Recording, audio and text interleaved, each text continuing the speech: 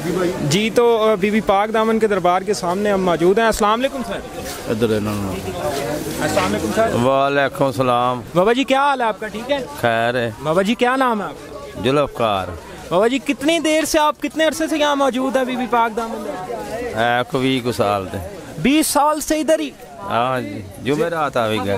जुमेरात को आते हैं। तो बाकी आपका घर वगैरह पीछे से? अपना घर मियाँ अली।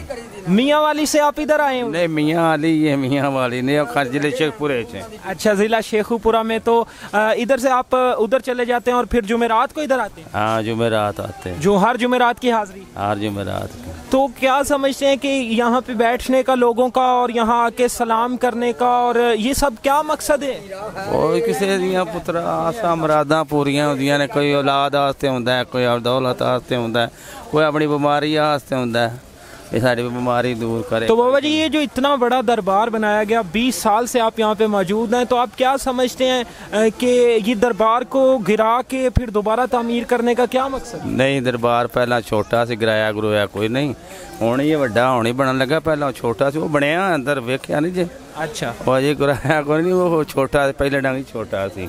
अच्छा, तो आप क्या जानते हैं ये बीबी पाक दामन दरबार कहाँ से ये बीबियाँ आई और किधर लाहौर के अंदर तंग गलियों के अंदर इतना आबाद दरबार हो गया? किस तरह मतलब ये सब कुछ हुआ? नहीं, ये करबला से आई ना बीबियाँ।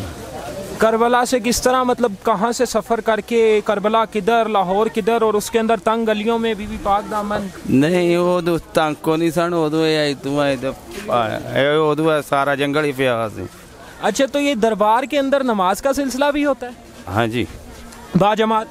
हाँ, बहुत मस्जिद है अंदर। तो ये जितने ज़ायरीन आते हैं ये सब के सब नमाज भी पढ़ते हैं? नहीं, छोटी मस्जिद को पढ़ लेंदा कि खुला दरबार। तो नमाज तो ज़रूरी है? मैंने पढ़ते हैं, जरूरी पढ़ते हैं। आप नमाज पढ़ने जाते हैं? हाँ जी, नमाज ही पढ़ने आते हैं।